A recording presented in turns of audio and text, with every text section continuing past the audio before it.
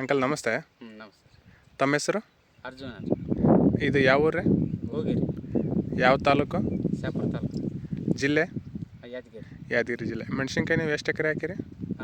3 ಎಕರೆ ಮಾಡಿವ್ರಿ. 3 ಎಕರೆ ಮಾಡಿರಿ. 3 ಎಕರೆಯಲ್ಲಿ BASF rally red ಎಷ್ಟು ಎಕರೆ ಮಾಡಿರಿ? 2 ಎಕರೆ.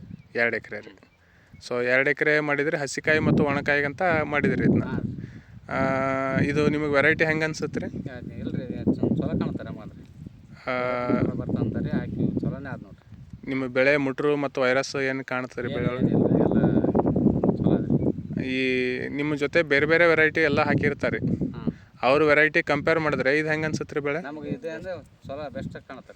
ಬೆಸ್ಟ್ ಕಾಣುತ್ತೆ ಚಲೋ ಒಳ್ಳೇದಾಗ ಕಾಣುತ್ತೆ ನೋಡ್ರಿ. ಹಾಂ ರೀ. ಸೊ ಮೆಣಸಿನ್ಕಾಯಿ ಮಾಡ್ತಕ್ಕಂಥವ್ರು ಈ ವೆರೈಟಿಯನ್ನು ನೀವು ಸಜೆಸ್ಟ್ ಮಾಡ್ಬೋದ್ರಿ, ಅಂದ್ರೆ ಹೇಳ್ಬೋದು ರೀ ಬೇರೆಯವ್ರಿಗೆ ಹಾಕಂತ? ಹೇಳ್ಬೋದು ರೀ, ಇದು ಚಲೋ ಅದ ಅಂತ ಹೇಳ್ತಾರೆ. ಯಾಕಂದ್ರೆ ಇಳುವರಿ ಚಲೋ ಬರುತ್ತೆ ಅಂತ ಹೇಳ್ಯಾರ. ಎಲ್ಲನೂ ಚಲೋ ಅದ ಈ ಸದ್ಯ. ಹಾಂ ಹಾಂ ಹಾಂ ರೀ. ಅಂದರೆ ಈ ವರ್ಷ ಬೇರೆ ಪ್ಲಾಟ್ಗಳು ಕಂಪೇರ್ ಮಾಡಿದ್ರೆ ಇದ್ರ ಸದ್ಯಕ್ಕಿನ ಪರಿಸ್ಥಿತಿ ಒಳಗೆ ವೈರಸ್ ಭಾಳ ಅವ ರೀ. ಹೌದು ರೀ. ವೈರಸ್ ಅವ, ಕೆಂಪು ರೋಗ ಬರ್ಲಾಕತ್ತಾವ. ಇದಕ್ಕಂದ್ರೆ ಚಲೋ ಕಾಣುತ್ತೆ. ಇದಕ್ಕೇನು ನಿಮಗೇನು ರೋಗ ಪೀಗ ಏನೂ ಕಾಣಲ್ಲ ರೀ? ರೋಗ ಅಂದ್ರೆ ಇಲ್ಲ ನೋಡಿ ಸರ್. ಇಷ್ಟು ಕ್ಲೀನಲ್ಲಿ ಇಷ್ಟು ಚಂದ ನೀರು ಬಿಟ್ಟಿಲ್ರಿ ಸರ್. ನೀರು ಬಿಟ್ಟ ಮೇಲೆ ಏನೋ ಒಂದು ಸ್ವಲ್ಪ ಕ್ಲೀನಾಗಿ ಕಾಣುತ್ತದೆ. ಹಾಂ ರೀ. ಹಾಂ ಹಾಂ ನಾಳೆ ನಾಡೋದು ಬಂದರೆ ಒಳ್ಳೇದಾಗ್ತದೆ ಅದು. ಹಾಂ ಹಾಂ.